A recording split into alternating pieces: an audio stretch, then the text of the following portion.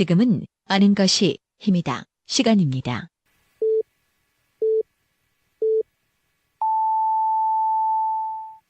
Welcome to the best podcast. Knowledge is power.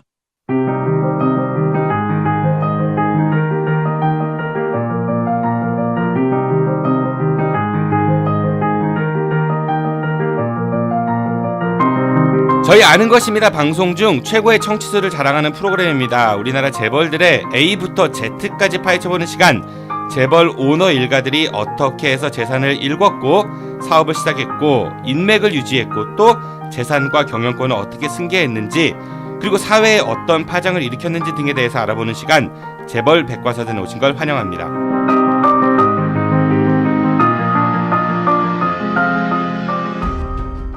빅데이터로 완성한 가장 완벽한 수능 영단어 수빅복화.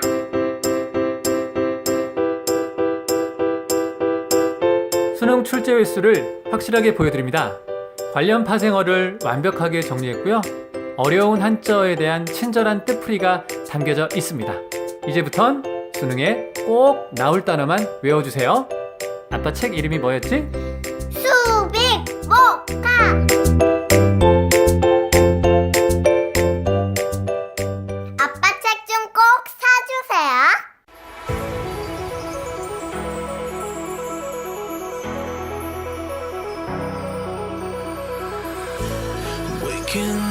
안녕하세요.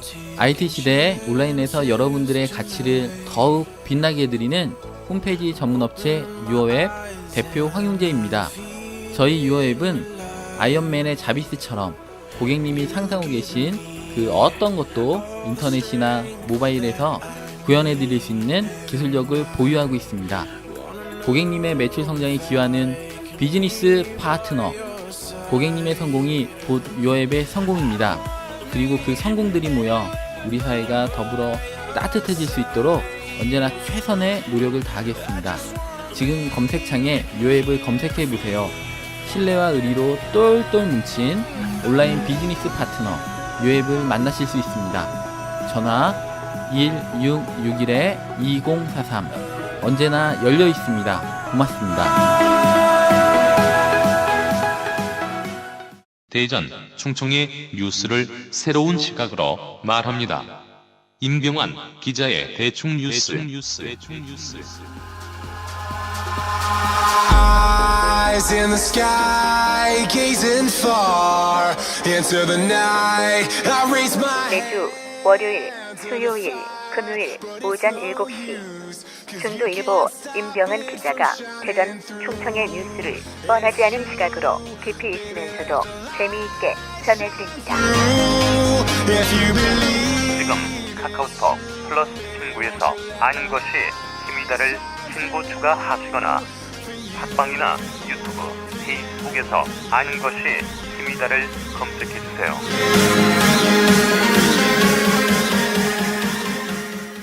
오늘은 개편 이후 새롭게 합류하신 분이 있어 총 3분이 함께 하십니다. 먼저 대한민국 조세정의 실현을 위해 늘 고민만 하고 있는 영화나 드라마 속에서 늘 회장님들의 재산을 지키는 파수꾼이죠. 류영수 공인회계사 나오셨습니다. 회장님 안녕하세요. 네, 안녕하십니까. 네, 얼마나 많은 회장님들의 재산을 수호하십니까? 그건 드라마상이라 그렇고 실질적으로는 사실은 회장의 기업에 대한 지배권을 감시, 통제, 권고 를 빙자해서 회계사라고 봅니다. 지켜주는 네. 지켜주는 것보다도 알겠습니다. 그리고 두 번째 분이시죠. 네. 느지막하게 인생에 새로운 인생을 불태우고 계신 분입니다. 공무원 때려치고 민족문제 연구하다가 지금은 독립유공자 유족들을 위해 일하시고 계시면서 또 4대강 사업의 폐해를 고발하기 위한 전국 버스킹 투어를 하고 계신 독립유공자 유족회 대전지회 홍경표 사무차장님 나오셨습니다. 차장님 안녕하세요. 안녕하십니까. 근데 소개가 왜 그렇게 길어요? 그러게요. 다음부터는 짧게 짧게 하겠습니다. 하세요. 예. 알겠습니다. 네, 별게 다 불만이고요. 다음은 뉴페이스십니다. 네, 이분 섭외하느라고 정말 어려웠습니다. 우리 지역 최고의 언론인을 소망하고 있는 모기 언론인 대상 2회 연속 수상자이십니다. 네, 욕심쟁이 중도일보 최소만 기자입니다. 기자님 안녕하세요. 네, 안녕하십니까. 중도일보 최소만입니다. 반갑습니다. 일단 정정하고 가야 될게요. 목요 네. 언론인 대상 아니고요. 그냥 목요 언론인 이달의 기자상으로. 예, 네. 제가 붙인 이름입니다. 대상. 네. 장재환 기자님이 이번에 받으시잖아요. 네네네. 네, 제가 대상 그러니까 그분도 똑같은 얘기를 하시더라고요. 근데 대상 맞죠. 우리 아는 것입니다가 이 목요 언론인상 3회 연속 그러니까 최소만 기자님 2번 연속 타시고 이번에 장재환 기자님 타시고 나날이 발전하고 있는 것 같습니다. 네. 그 삼성 재판이 열렸었어요. 우리 지난 방송 끝나고 그쵸? 4개 했었죠. 우리 4개 했었는데 누가 이겼나요? 다 맞췄어요. 네, 좀 예상보다는 형량이 적게 나왔다라는 의견도 많았지만은 그래도 일단은 1심에서는 대부분 유죄가 인정이 돼갖고 이재용 부회장이 5년형을 선고받았죠. 예. 네, 어떠셨어요? 두 분 판결 보시면서? 저는 약간 그 형량 때문에 좀 실망스럽죠. 더 높았어야 되는데. 됐다. 5년 2개월?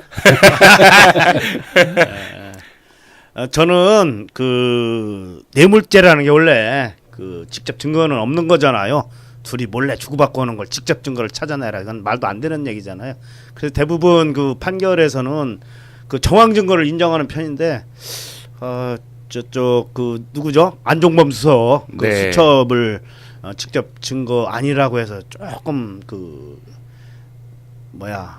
가볍게 취급한 거에 대해서 조금은 그 안타까운 그런 생각이 들었습니다. 우리 최소만 기자님은 어떠셨어요? 그 판결을 보시고? 저는 일단 우려스러웠습니다. 왜냐하면 분명히 항소를 한다고 했고요. 항소를 하게 될 경우 최근에 그런 기사가 먼저 나왔어요. 항소를 하고 항소를 했을 경우 3년으로 줄고 집행유예가 가능해지고 그다음에 이제 마지막 심에서 집행유예 가능해지는 스토리로 갈 것이다라는 얘기가 있었기 때문에 이게 다 또 그 지금까지 재벌 총수들에 대해서 그 법칙이 있었잖아요. 네. 3년 실형에 집행유예 5년.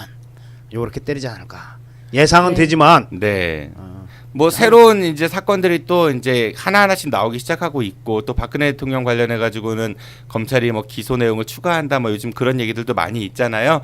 뭐 항소심 재판이 이제 진행될 즈음에 또 우리 한번 같이 얘기해 보도록 하고 오늘부터는 이제 새로운 재벌을 좀 해보아 볼 겁니다. 요즘 국정농단 사태에 맞물려 가지고 이 재벌도 역시 핫하긴 합니다. 오늘은 SK 최태원 회장 일가에 대해서 좀 이야기를 나눠보도록 할 건데요.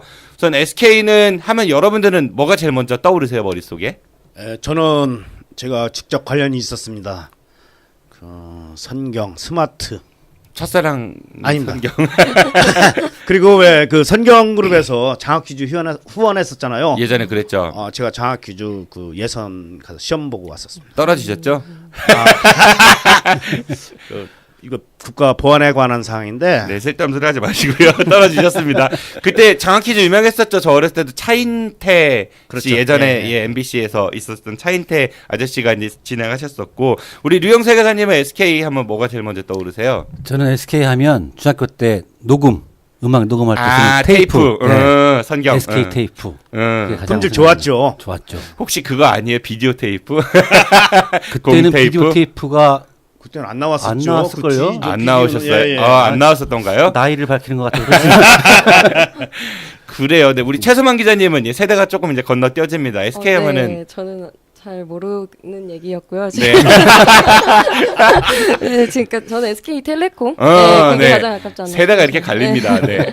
SK는 그래도 전 국민이 다 알고 있는 거대 기업이기도 하죠. 그러면은 우선 SK가 지금 현재 어떤 위치에 있는지에 대해서 현재 현황에 대해서 좀 우리 최소만 기자님이 간단하게 소개를 좀 해주시죠. SK그룹은 에너지, 화학, 통신, 경제, 건설 등 다양한 분야를 장악하고 있는 그룹입니다. 1976년 성경 직물이었던 상호를 성경그룹으로 변경했고요. 그 이후 22년 뒤인 1998년 SK그룹으로 사명을 변경합니다. 2012년 기준 7만 명 종업원을 둔 우리나라 4대 기업 중 하나입니다. SK텔레콤, 그러니까 그게 제일 이제 유명한 회사 중에 하나인데 SK가 이제 선경의 S하고 경 뭐 K 그거를 줄여서 영어로 쓴 것 같은데 SK텔레콤하고 또 이제 엔크린 그 주유소 그거는 독보적인 뭐 시장 점유율이 1위인 것 같아요. 그리고 그 사업 같은 경우는 현금 유동성이 굉장히 좋다고 하더라고요. 대부분 이제 즉각 결제하니까 소액이긴 하지만 그게 모여서 엄청난 현금 수단이 된다 뭐 이런 얘기도 있는 것 같고 또 어떤 연관 사업들이 이제 뭐 말씀 좀 해줘 보시죠. SK 하면은 텔레콤, 그다음에 주유소 말고 또 어떤 게 있죠? SK 텔레콤 말고 SK 네트워크스, 네트워크스, SK 브로드밴드, SK 건설, SK 증권, SK 와이번즈, 제주 유나이티드. 축구단. 축구단. SK 와이번즈는 야구단. 야구단. 그다음에 나노 엔텍 등 많죠. 뭐 분야가 굉장히 다양한 그러니까 우리나라 재벌이니까 그리고 뭐 여러분들 많이 쓰셨던 네이트, 뭐 싸이월드 같은 경우도 그랬던 것 같고 OK 캐시백 뭐 다들 있으시죠? OK 캐시백? 저는 안 씁니다. 적립 안 쓰세요? 네.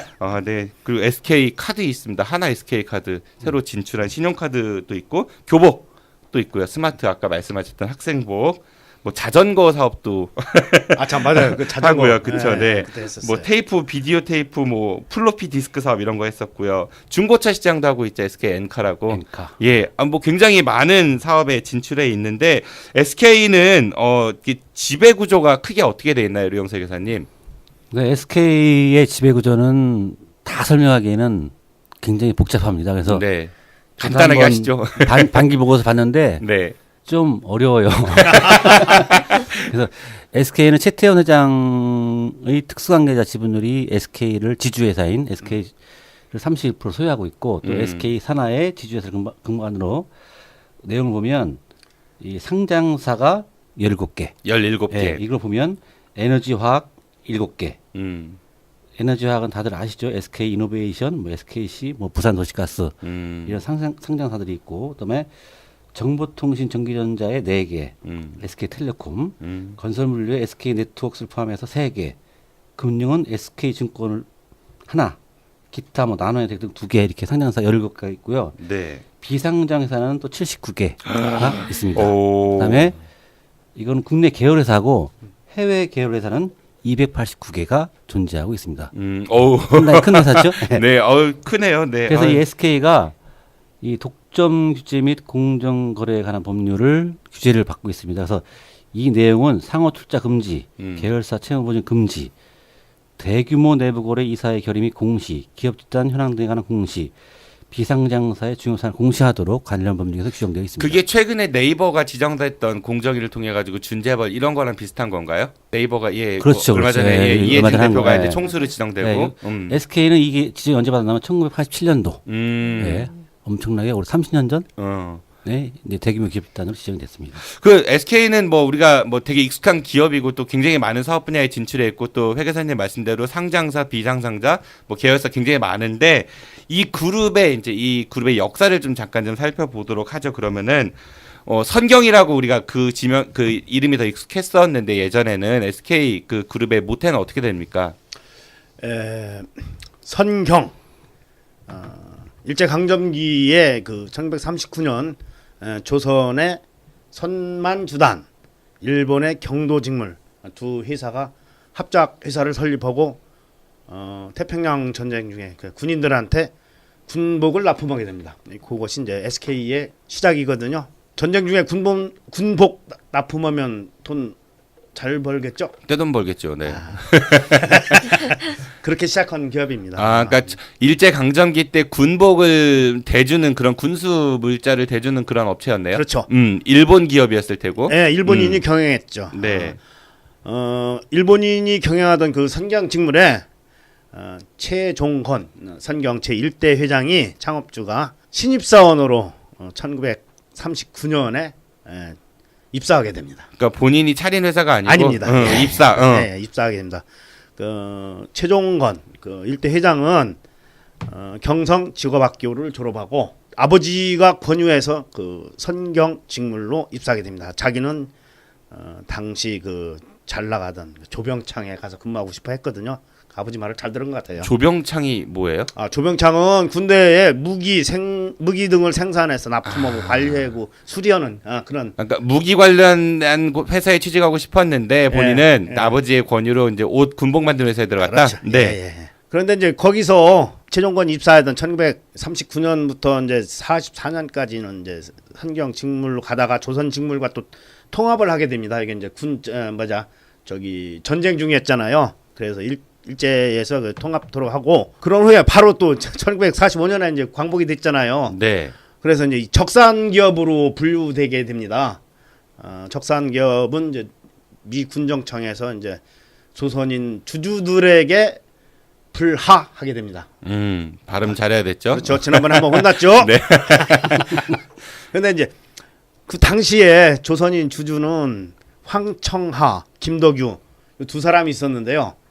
소액주주였어요. 100주씩밖에 안 가지고 있었다고 합니다. 그리고 이 둘이 그 직물 공장에 대해서 별 관심이 없었고 경영할 능력도 없었다고 합니다. 그래서 당시에 그 생산부장으로 있던 최종건을 위탁 관리인으로 추천을 해서 위탁 경영을 하게 되는 그런 상황이 됐다가 1950년 한국전쟁이 벌어지잖아요. 네. 그때 회사가 그 폭격으로 인해서 생산 설비가 많이 부서집니다. 그래 이제 최종건은 전쟁 전에 퇴사해서 그 선경에서 원단을 갖다가 의복을 만들 그 간의 수공업 하시는 분들한테 이렇게 넘겨주면서 그 차익을 챙기는 그 중간 도매상을 하고 있었는데 생산 설비가 부서지니까 그 원단을 구할 수가 없잖아요. 그래서 그 선경 직물에 있던 생산 설비를 그 복구하려고 직접 가서 자기하고 또 이제 관련도 있었으니까 잘 알 거 아니에요. 그래서 그걸 열심히 그 뭐 기름 닦고 뭐 고치고 그랬다고 합니다. 그런데 전쟁 후에 이승만 정권은 이거 일반인에게도 불화하겠다는 그런 그 원칙을 정하니까 본인이 그래서 불화받고 싶어합니다. 그런데 돈이 없잖아요. 그 아버지한테 빌려달라고 합니다. 근데 아버지는 그 일제 강점기 때부터 대성상해를 개입해가지고 포목장사와 미고업 정미소죠. 그 두 개의 업체를 통해서 불을 축적하고 있었어요. 근데 아버지한테 이제 돈 좀 달라고 하니까 아버지가 거절합니다. 거절한 이유는 이제 최종건의 동생 최종현 선경 제2대 회장이 되죠. 동생 유학 보내려고 하기 때문에 너한테 줄 돈이 없다 해서 거절합니다. 최종건이 회사를 불화받고 싶어 하는데 돈은 없으니까 자기 누나한테 부탁을 합니다. 누나, 아버지가 땅이 많으니까 아버지 땅 문서 좀 훔쳐와.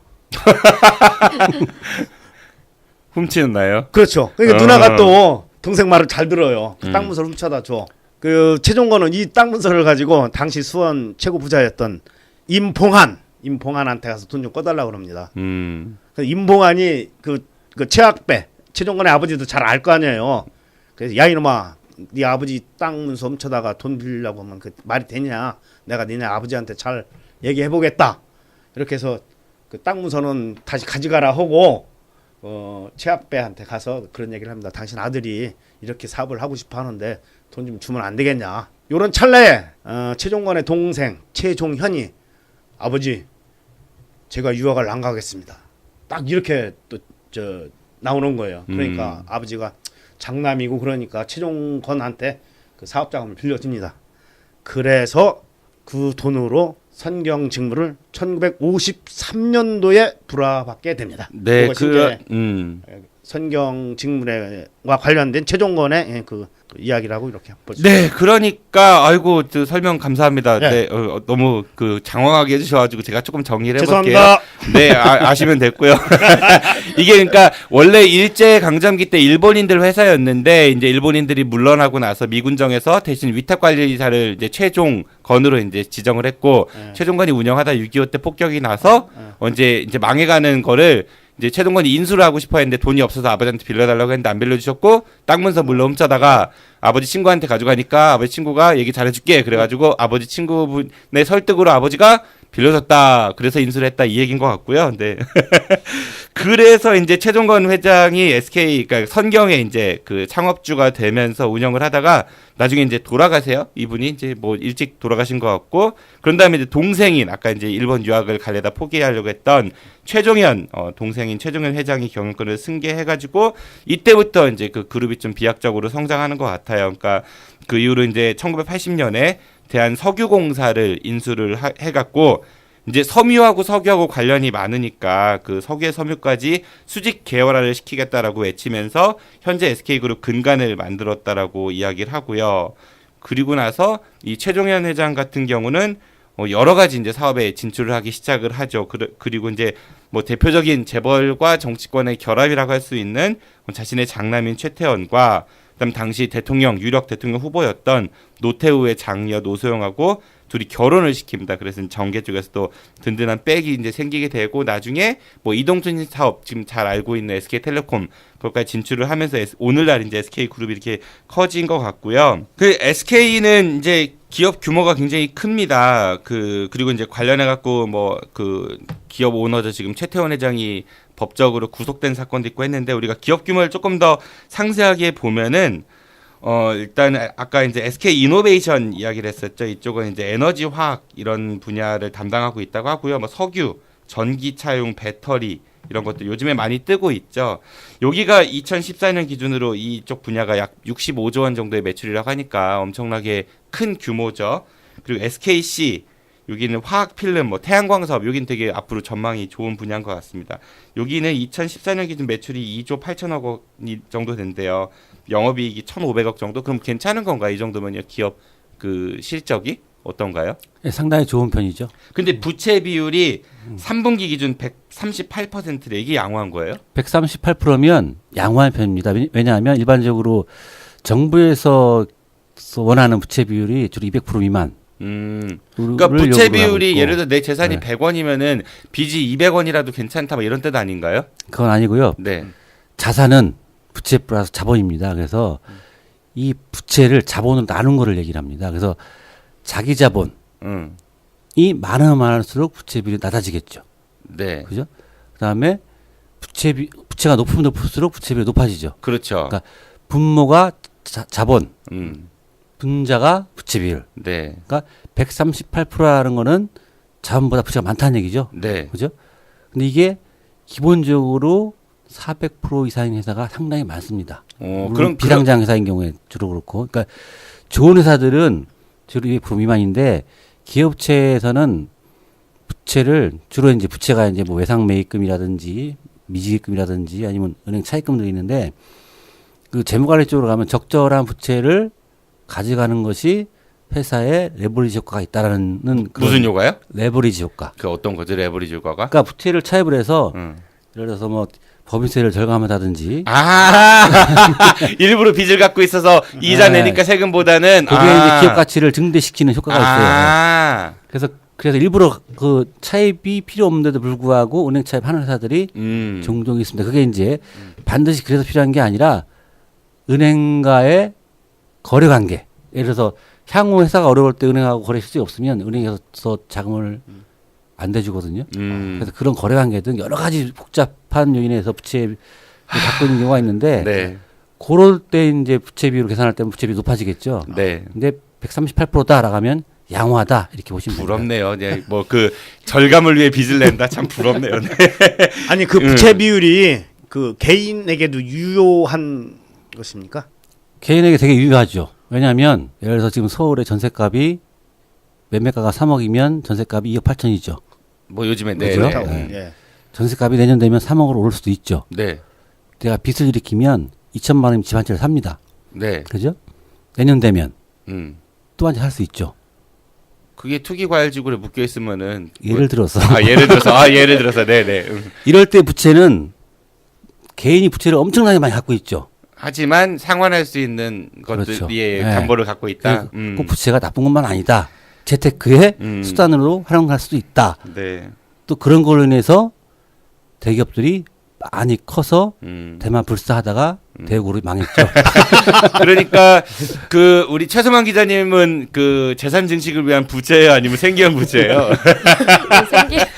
노코멘트 하겠습니다. 네, 알겠습니다. 뭐 말씀 다 하신 것 같고.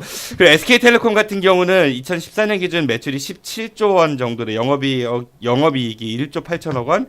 부채 비율이 80%입니다. 오, 여기는 엄청나게 그러면 좋은 거네요. 그렇죠? 자기 자본이 더 많다는 얘기죠. 네. 그리고 자회사로 뭐 아까 말한 SK 브로드밴드, SK 하이닉스, SK 텔링크 이건 뭐 국제전화하고 알뜰폰 하는 회사라고 하고요. SK 플래닛이라는 거, 뭐 OK 캐시백 기프트콘 이런 거 사업을 하는 곳, 11번가, 멜론 뭐 이런 것들은 젊은 분들한테는 유명한 기업인 것 같고, SK 건설도 있죠. 예, 거기는 시공 능력이 국내 8위라고 하네요. SK 해운도 있고, SK 해운은 14년도 기준 매출이 2조 3천억 원 정도라고 합니다. 네, 그리고 SK 네트워크스 아까 말씀하신 그 유통, 렌터카, 워커힐 호텔 여기 매출이 22조 원 정도라니까 여기도 엄청나게 큰 회사인 것 같아요. 그런데 이 뭐 SK 네트워크스 관련해 가지고 최태원 회장이 이제 분식회계 사건으로 첫 번째 이제 법 그 재판대에 서게 됩니다. 이건 어떤 일이었죠, 회계사님? 네, 첫 번째 사건을 보면 SK증권과 JP모건의 임용계약 사건입니다. JP모건은 그 월가에 있는 그 투자 유명한 그 회사 말씀하시는 그쵸, 거죠? 유명하죠. 워렌 버핏하고 같이. 네네. 물론 뭐 내용은 틀리겠지만 어떠한 세계적으로 큰 투자 회사죠. JP모건이. 네. 이게 어떻게 됐냐면 우리가 이제 IMF 하면 1998년, 네. 99년 외환위기 때 이제 그 많은 그 대기업들이 퇴출을 당하죠. 예. 그죠? 그래서 SK증권도 정부로부터 순자본 비율 100% 미만이었어요. SK증권이. 그러면 그 당시에는 100%뭐 150% 이렇게 됐지만 100% 미만인 SK증권한테 경영 개선 공고안을 제시를 하도록 합니다. 정부가. 네. 네. 그래서 이 경영 개선 공고안을 제시를 하지 않으면 이제 퇴출 하는 쪽으로 갔었죠. 그래서 이 SK사에서는 이것을 타개하기 위해서 JP모건의 돈을 빌려 동남아 통합표시 파생상품에 투자를 하게 됩니다. 아. 네. 이 투자를 하게 되는데 이게 역외펀드라고 하거든요. 역외펀드요. 역외펀드. 네네. 역외펀드라는 건 뭐냐면 투자 대상국에서 자금을 모으는 게 아니고 제3국에서 자금을 모아서 투자를 하는 거를 역외펀드. 아, 다른 나라에서 돈 빌려다가 또 다른 나라에 투자한다? 쉽게 얘기해서. 그렇죠. 예를 들어서 우리나라에 투자하려면 우리나라 이외의 나라에서 자금을 조성해서 우리나라로 자금이 들어오는 걸 이걸 역외펀드라고 하고, 역내펀드는 순수하게 우리나라 그 나라 국내에서 안에서. 기금을 조성하는 걸 역내펀드라고 하는데, 하여튼 역외펀드를 조성을 해서 바트와에 투자를 하지만 5억 달러. 바트와는 태국 돈 말씀하시는 네. 거죠? 바트와 폭락을 하면서 5억 달러 손실을 봅니다. 네. 아. 폭등을 했다면 반대로 이득을 챙겼겠죠. 근데 네. 폭락을 해서 5억 달러 손실을 보게 되고, 이에 따라 JP모건은 돈을 빌려줬겠죠. 그죠? 네. 그래서 SK증권 측에 반환 소송을 하게 됩니다. 자금에 대한 반환 소송. 돈 빌려준 거 내놔 하고. 네. 또 SK증권은 투자 전 고지 미흡으로 맞소송을 하게 됩니다. 투자 전 고지 미흡 잘 알고 계시죠? 그게 뭐죠? 보험사에서 보험 가입할 때 네네. 뭐 동의하라고 쓰죠. 아, 예. 그죠? 약관 다 안 읽어봤다, 뭐 이런 거. 네. 홈쇼핑에서도 보험 선전할 때 맨 끝에서 랩으로 막 하죠. 네네. 네, 어쩌고저쩌고 하면서. 네, 본 상품을 하려면. 그렇죠, 그렇죠. 네네. 이게 이제 투자 전 고지하는 겁니다. 아. 그거를 상대로 맞소송을 합니다. 근데 SK 같은 대그룹에서 거액의 파생 상품을 투자를 하면서 투자 전 고지 미입으로 맞소송을 했다. 참 웃기는 일이죠. 우리나라 대기업 수준 이거밖에 안 되나 싶을 정도로 맞소송을 하는데, 이게 소송이 2년간 끌게 됩니다. 그래서 99년에 SK 측은 JP모건과 합의금 지불을 하는 방식으로 모든 것이 해결됐다라고 공시를 하게 되는데, 이 공시에는 얼마 정도 지급하는지, 어떤 방법으로 지급하는지는 공시를 하지를 않았습니다. 그럼 공시 하나만 하죠. 하여튼 해결했다고 했습니다. 그 후에 이제 JP모건이 이 SK증권의 유상자에 참여를 하게 됩니다. 그다음에 JP모건은 신주 2,212만 주를 액면가 2,500원에 20% 할증하게 되면 3,000원 정도로 투자를 하게 되고, 여기에 주택은행, 대한투신 등 참여를 해서 3,200억 원을 증자를 실시를 하게 됩니다. 이 3,200원 증자 실시는 경영 개선 권고 이행 SK증권 받아들여서 네. 퇴출을 면하게 되죠. 네. 네. 결국엔 퇴출을 면했습니다. 아직까지도 SK증권이 있죠. 네. 네. 실적은 별로 안 좋다 하더라고요. 네. 근데 이게 3년 후에 사기금이 밝혀집니다. 사기요? 어떤 사기금이. 게 사기였죠? 이게 왜냐하면 그 주식을 JP모건 유상자를 할 때 3년 후에 6,080원으로 재매입 조건으로 이면 계약이 존재를 했습니다. 네. 그래서 그럼 SK 측에서는 이걸 숨기기 위해서 SK 캐피탈과 워커힐로부터 하여금 시장 가격에 매수를 하게 되죠. 예를 들어서 그 당시 주가가 SK증권이 1,535원. 그렇기 때문에 6,085원을 사게 되면 시장에서 사기금을 알리는 꼴이 되기 때문에 그 자회사인 SK캐피탈과 워커힐로 하여금 시장 가격이 1,530원 매입하게 됩니다. 그다음에 1,535원과 6,080원 차액 1,350억 원을 SK 해외 계열사로부터 채무 보증 형식을 떠안아서 JP 모건한테 지불을 하게 되죠. 결국에는 이 차액이 1,093억 원으로 결국에는 SK글로벌의 손실을 가져오게 되는 결과를 초래하게 됩니다. 그러니까 이제 SK증권이 정부로부터 권고를 이제 경영 개선하라 권고를 했고 받았고 그래서 이제 외자를 유치를 했는데 그냥 순수한 유치가 아니라 사실은 임용 계약이 있었고 그걸 감추기 위해서 돌려 하다가 나중에 그 손실을 해외 계열사들을 동원해가 결국은 회사에 손실을 입혔다 이거를 말씀하신 거잖아요. 그렇죠. 네. 사실은 이게 이렇게 거래를 설명 잘하죠. 이중 거래를 하지 이중 거래를 하지 말고 네. 쉽게는 JP모가 돈을 빌려서 SK가 SK증권에 증자하는 방식으로 하면 깔끔하게 해결됐습니다. 그러니까 솔직하게 했으면 좋았을 텐데. 근데 왜 이렇게 했냐? 첫 번째 SK그룹 측은 SK증권을 살리고 싶었겠죠. 그죠? 그다음에 또 JP모건을 끌어들임으로써 시장에서 신뢰도를 높일 수 있었겠죠. 네. 근데 결국에는 최소망을 끌어들임으로써 재벌 백화사들의 신뢰도를 높이고 싶었는데 결국에는 SK글로벌이 1,000억 원 이상의 손실을 보게 되고 또 SK글로벌도 상장사다 보니까 투자자들은 또 투자자들한테 손해를 보게 끼치고. 됐죠. 원칙적으로 하면 이러한 손실은 경영을 잘못한 최태원 회장이 자기 사재를 털어서도 막았어야 됐죠. 그죠?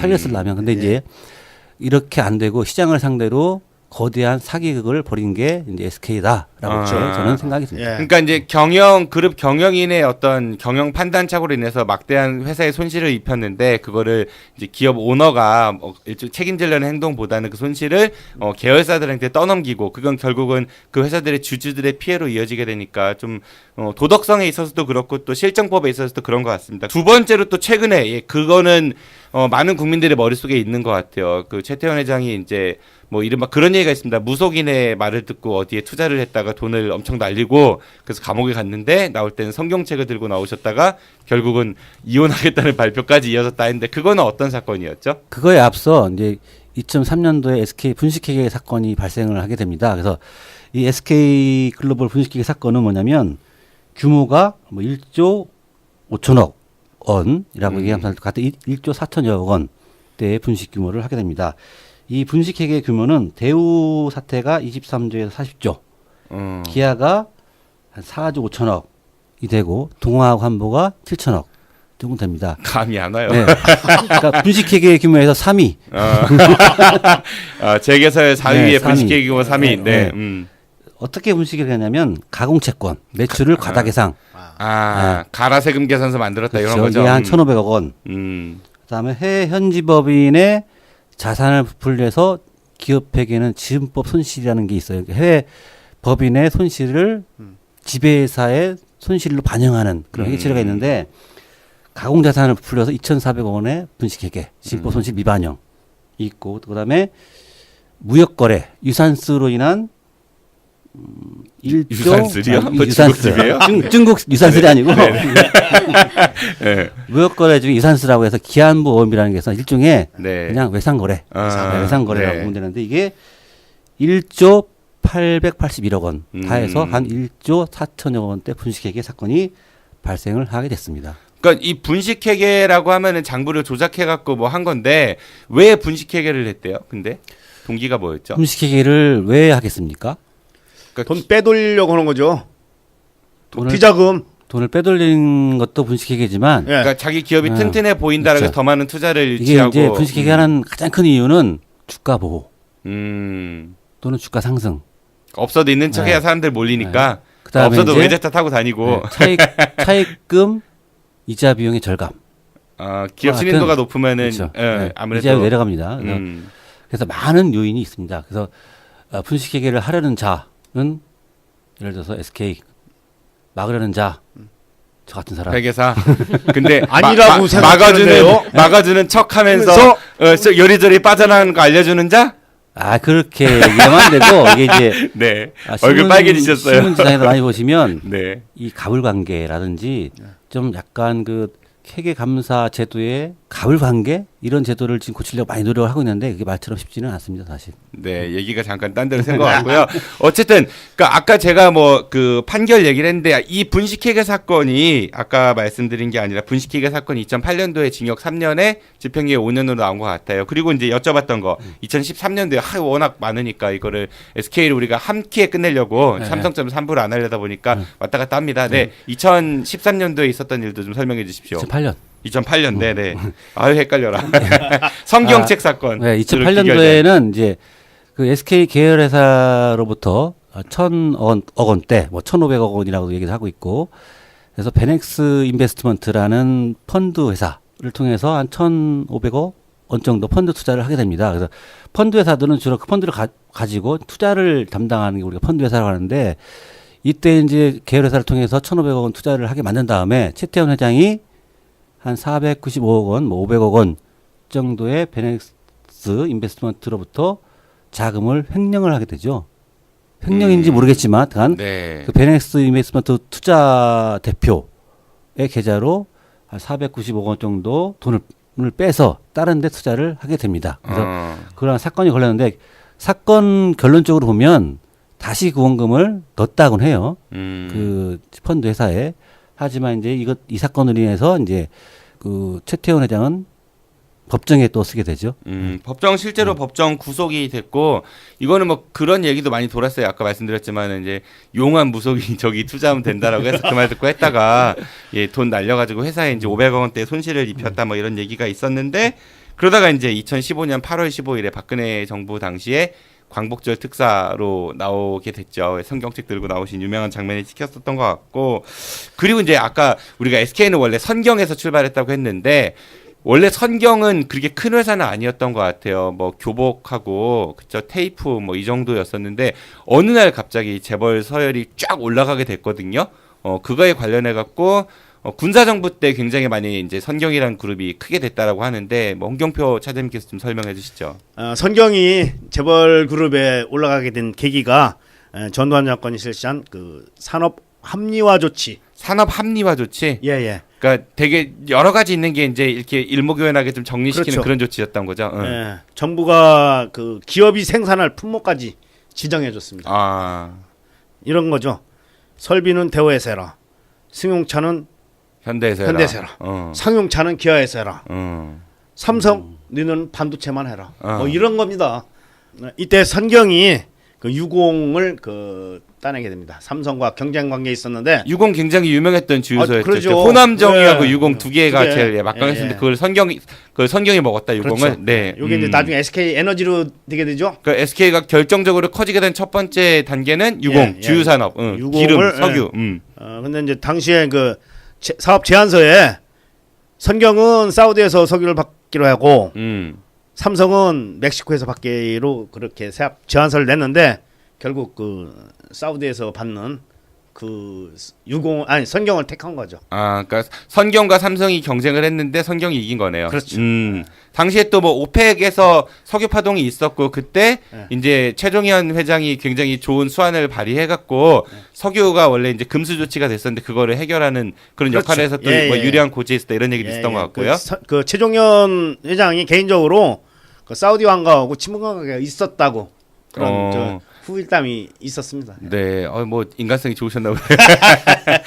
그래서 일단은 유공을 먹어서 이제 석유 그 정유 분야에 진출을 해서 좀 커진 거고. 그렇죠. 네. 그 다음에 또 이제 그 유명한 SK텔레콤 전신인 한국이동통신. 네, 옛날 삐삐로 치면 012였죠. 네. 012. 처음 삐삐 나왔을 때 012. 삐삐부터 시작했잖아요. 한국이동통신이. 삐삐 얘기는 잘 모르겠습니다. 안 써봤어요. 012 삐삐. 그다음에 015가 이제 다른 사업자들이었었고 처음 시작했던 게. 한국이동통신을 그 여러 기업이 달려들었어요. 왜냐하면 황금알을 낳는 거위라고 이런 표현이 있었거든요. 근데 결국 선경이 그것도 먹게 됩니다. 어째서요? 당시에 그 노태우의 딸과 선경 최종현 회장의 큰아들 최태원 둘이 결혼하기 직전이었습니다. 그때는. 네네. 그래서 이제 그런 관계를 그 군부에서 감안해서 이것은 이제 노태우와 사돈 관계를 맺을 선경으로 가는 것이 좋지 않겠냐.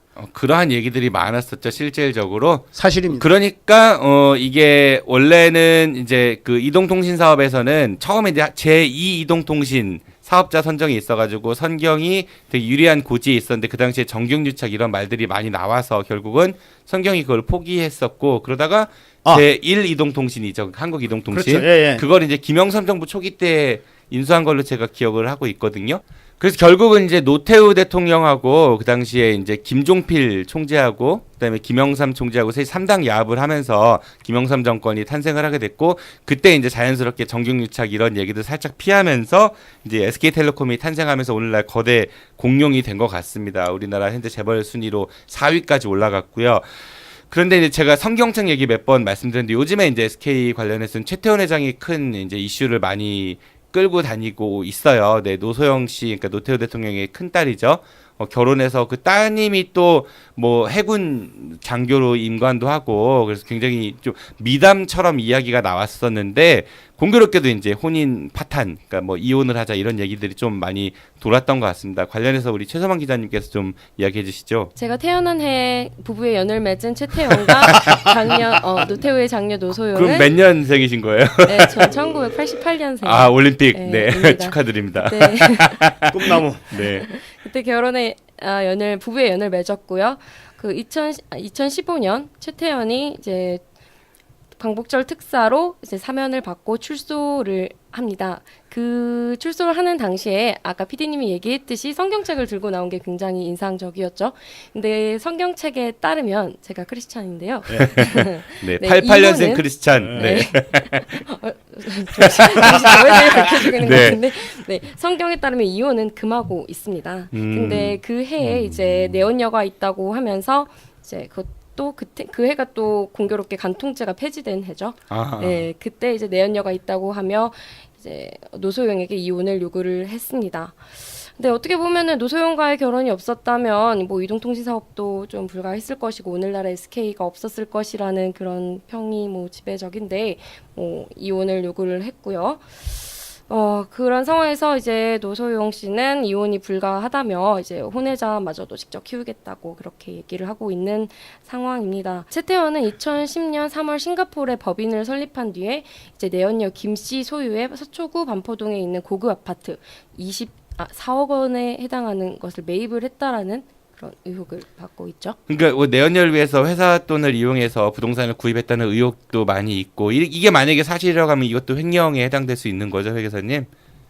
그 회사 돈을 이용해서 회사 명의로 집을 살 수도 있고, 아니면 어떤 방법을 통해서 이제 비자금으로 뭐 주택을 구입할 수도 있고, 그거는 사실관계는 모르는 일이죠. 근데 이제 일단 회사 명의가 됐던 비자금을 통해서 샀던 자기 돈이 아닌 걸로 샀으면 횡령이죠. 근데 우리나라 기업 오너들은 회사 돈 있고 자기 돈이라고 생각하는 경우들이 다반사인 것 같아요. 또 많은 분들이 그렇게 인식을 또 하고 있는 것 같기도 하고. 네, 그게 참 안타깝습니다. 예, 그러니까 그리고 또 이제 최태원 회장이 이제 아까 광복절 특사 얘기가 나왔지만은 SK가 당시에 이제 그 지난번 박근혜 최순실 국정농단 사건 당시에 K스포츠 미르재단에 110억 원 정도를 이제 내거든요. 재단에 이제 기부라고 주장을 하고 있는데 그게 이제 최태원 회장의 사면을 위해서 회사가 돈을 쓴 게 아니냐 이런 의혹들을 많이 받고 있고 관련해서 이제 재판이 이제 예정돼 있는데 만약에 이게 뇌물로 인정이 된다고 하면은 최태원 회장은 이제 회사 돈을 이용해 가지고 본인의 사면을 위해 쓴 거니까 배임죄가 또 추가가 될 수 있고 이렇다고 하면은 구속을 피하기 어렵고 사면을 다시 받는 것도 좀 어려우니까 굉장히 좀 위기에 처해 있는 것 같습니다. 그리고 또 이제 혼인 이제 간통죄가 없어졌기 때문에 뭐 처벌은 형사처벌은 받기 어렵겠지만은 만약에 이혼을 하게 된다고 하면 재산 분할 청구를 할 수도 있겠죠. 노소영 씨 측에서. 그렇게 되면은 아무래도 SK가 성장하게 된 과정에 노소영 씨의 아버지였던 그 노태우 대통령 당시에 SK가 많이 성장하게 됐고 그런 것들이 이제 재산 증식에 기여가 있다라고 법원의 판결이 있으면은 상당수의 재산을 또 뺏길 수 있는 그런 위기에 처해 있는 것도 같아요. 뭐 참고로 SK 그런 걸 인정하면 정부에서 정경유착을 인정하는 거야 되지 않을까요? 그러니까 이게 사실은 되게 인정 안 하는 것도 문제고요. 인정하는 것도 문제인 거예요. 그러니까 우리나라가 그동안 경제가 굉장히 구조적으로 너무나 많이 이제 좀 잘못돼 있는 것들이 그동안 많지 않았나에 대한 아주 압축판인 것 같다는 생각이 듭니다. 실제로 뭐 최태원 회장의 그 현재 재산 규모는 약 4조 원대라고 하는데 이분이 이 재산을 승계함에 있어가지고 낸 증여세가 제가 정확히 기억이 안 나는데 2억 원대인가 그럴 거예요. 그러니까 우리 예전에 이재용 부회장이 8조를 만들 때 16억의 증여세를 냈다고 했잖아요. 최태원 회장은 4조를 만드는데 2억 얼마를 냈다라고 제가 그렇게 기억을 하고 있거든요.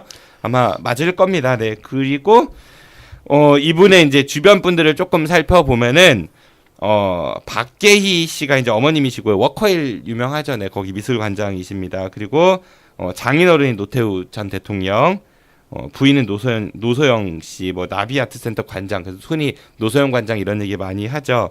이 차녀 이분인 최민정 씨가 유명한 분 해군 장교시고요. 남동생이 최재원, 네, SK그룹 수석 부회장이십니다. 이분도 한번 이제 그 횡령 혐의 관련해 가지고 감옥에 다녀오셨죠. 네, 여동생이 최기원이라고 SK 행복나눔재단 이사장이라고 합니다. 지금 여러분들의 자동차는 안녕한가요?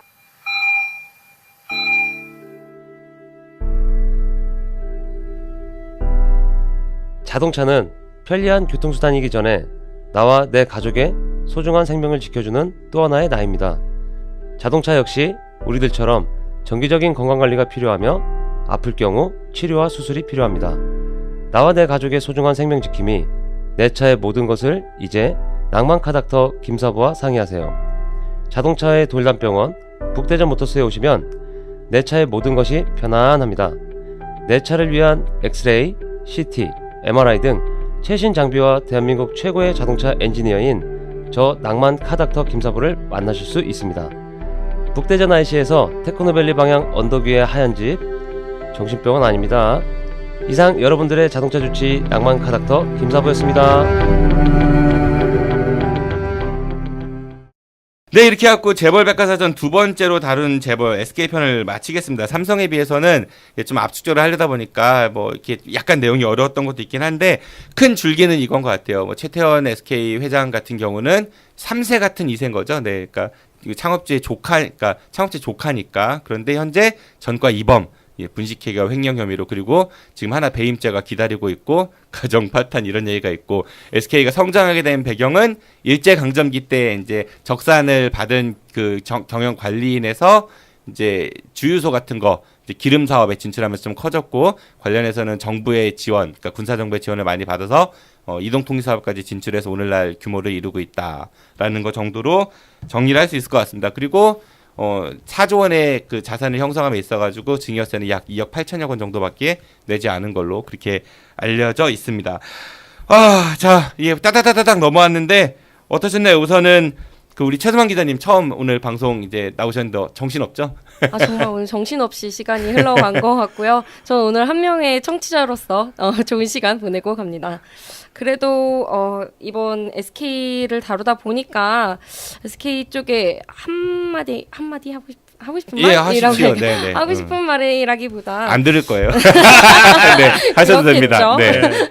지금은 일제 시대도 아니고 군부 시대도 아니고 2017년이라는 거를 좀 SK가 잊지 않고 이제 그때 재벌을 바라보던 저희 시민들의 시선이나 이런 게 많이 바뀌었다는 거 인정하고 갔으면 좋겠습니다. 네, 그러니까 큰 거대 기업의 어떤 사회적 책무를 좀 다했으면 좋겠다. 뭐 이렇게 정리하면 될 것 같고요.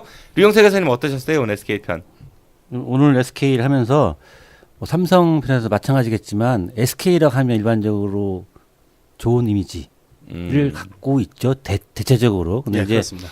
뭐 SK증권과 뭐 JP모건의 임용 계약, 또 부당 내부 거래, 또 그다음에 SK글로벌의 분식회계, 소버린 사태, 뭐 베넥스 인베스트먼트에 대한 횡령 이런 걸 보면 딱 요약되는 게 저는 하나 있습니다. SK라는 그룹이 시장을 알기를 우습게 하는구나. 네. 이 정도 기업이라면 적어도 이제 국가 신인도, 기업에 대한 국가 신인도 문제도 걸려 있는 만큼 제발 이런 짓 좀 안 했으면 좋겠습니다. 네, 그래요. SK가 일반 뭐 시민들한테는 나쁜 이미지가 아닌 것 같지만 사실 그 기업이 커짐에 있어서는 정경 유착 내지는 그런 뭐 이제 회계 조작들로 인해서 자산을 많이 불리고 또 특히 오너 일가가 그 이익을 독식을 하고 피해는 고스란히 손실나는 거는 뭐 밑에 있는 그 투자자, 투자자들 뭐 주주들 이런 사람들한테 전가된 거니까 나쁜 행위입니다. 그런 것들은. 근데 우리 홍경표 차장님은 하실 말씀이 많을 것 같아요. 저는 SK그룹이 그 최초 창업 정신으로 돌아갔으면 하는 그런 바람입니다. 더군다나 그 최종현 회장은 돌아가시면서 그 500억이라는 큰 돈을 내셔가지고 그 우리 사회가 그 화장 문화에 친해졌으면 좋겠다는 그런 취지로 서울시에 그 장례 시설을 시설할 수 있도록 그렇게 기부를 하셨는데 서울시에서 그것을 받아들일 만한 여건이 안 됐어요. 서울시에 그 장례식장을 차릴 만한 그런 부지가 없어가지고 요것이 우리 지방 세종시로 왔다는 요 소식을 전해드리겠습니다. 알고 계세요? 뭐 처음 들었습니다. 그러시죠? 세종시에 뭐 그런 게 있어요? 은하수 장례식장. 그게 이제 선경 그 최종현 회장이 죽으면서 유언으로 남겼던 그런 사실입니다. 그리고 하나 더 붙이면은 노소영과 최태원은 이혼을 해야 된다. 갑자기 무슨 그 저기 뭐죠? 부부 클리닉 뭐 사랑과 전쟁 왜요? 부의 재분배. 네. 이상 소감 마치겠습니다. 알겠습니다. 네, 팟캐스트 아는 것입니다에서 마련한 재벌 백과사전 SK 그룹 편을 마치고요. 다음 시간엔 역시 핫했던 기업이죠. 가장 최근 왕자의 난이 있었던 롯데 재벌가에 대해서 좀 파헤쳐 보도록 하겠습니다. 세 분 고생 많으셨고요. 다음 방송 때 뵙겠습니다. 안녕히 가십시오. 수고하셨습니다. 저도 이만 물러가겠습니다. 내일은 우리 지역의 뉴스를 새로운 시각으로 분석해보는 임병환 기자의 대충 뉴스가 여러분들을 찾아갈 예정입니다. 많은 청취 부탁드리겠습니다. 지금까지 진행의 정진호였습니다. 청취해서 고맙습니다. 안녕히 계십시오. I'll be back. 예, 고생하셨습니다.